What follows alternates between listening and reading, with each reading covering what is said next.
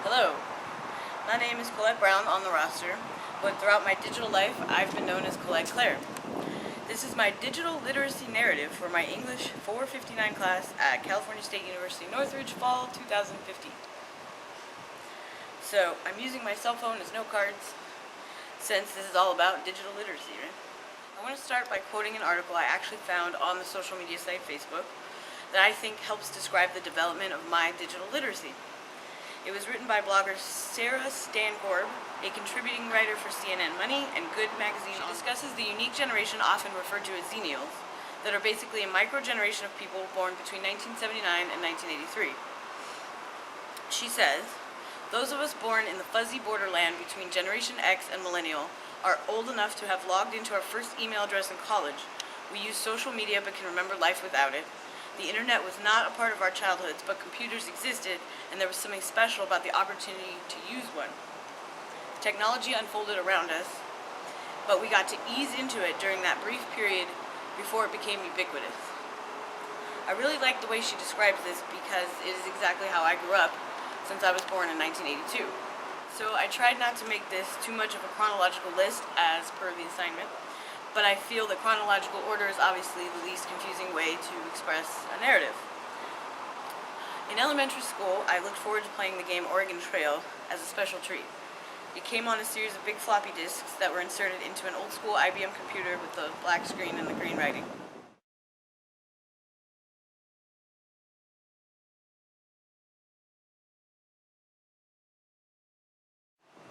In junior high school, I typed reports on a word processor, a sort of computer typewriter hybrid that allowed you to edit one sentence at a time on a little digital screen, and then committed the writing to actual paper like a typewriter.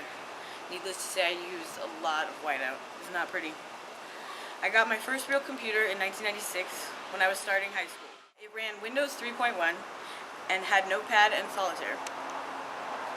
I managed to get on the internet in 1999 very slowly on that same computer using old school dial-up, you know, the good old...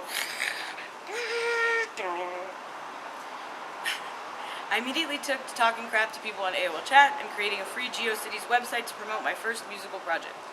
Old school internet days.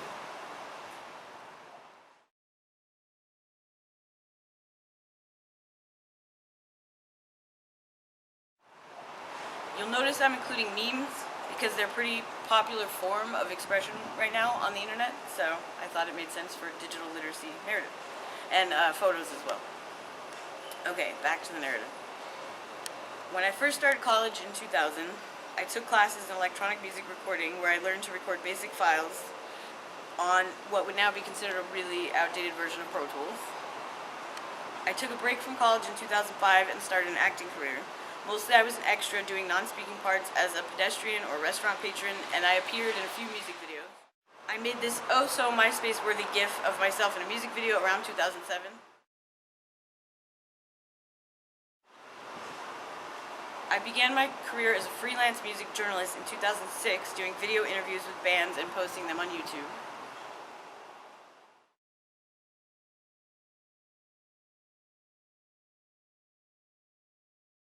I used Windows Movie Maker and tried to use Adobe Premiere, but it's super complicated.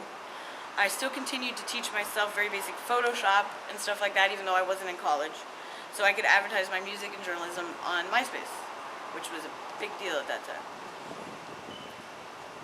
I never wanted to be a full-on professional editor, photographer, or music engineer. I just wanted to be creative and share it with the world. I returned to college in 2012 and got a job as an English tutor. I am now pursuing an education teaching college English, but I still continue to do online journalism and music in my spare time. How little there is of that.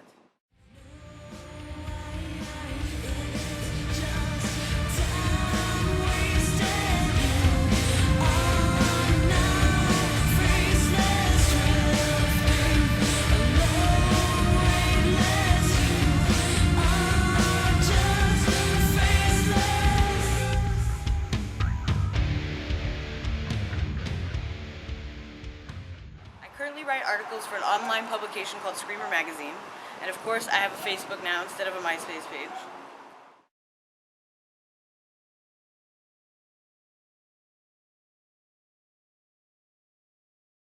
think digital writing has a lot to do with teaching or a potential business career once I finish my master's degree. So I see that it's an important tool. As Jody Shipka states in her article, Sound Engineering Toward a Theory of Multimodal Soundness, as a teacher, she has been inviting students to choose their mix of materials, methodologies, technologies, and rhetorical strategies for the past 9 years. So it's definitely going to be a thing that you have to embrace as a teacher or whatever you're doing. Since I have always considered myself a writer first and foremost, I really like how this class refers to the use of technology as digital writing, even if it isn't in text format. I've grown up using various formats to express myself and share it online, as I've told you. As far as some of the challenges, I feel it is important to really have an online identity, especially as technology advances. Kids are growing up with this stuff at their fingertips, and I don't want to be left behind. As Sarah Stankorb described, the article I mentioned earlier, I know how to live without the internet, but for some of the younger people, it seems the internet is almost second nature. As John August says in The Challenge of Writing in a Digital Age, immediacy has become a huge aspect of digital writing, and this is one of my biggest issues. I tend to want to take in experience and report on it later, while the millennials are doing live streaming and tweets during the event. As August says, it's only news while it's happening. I'm still trying to warm up to Twitter and Instagram, but I don't know how well it's working. So, thank you for listening to my digital literacy narrative.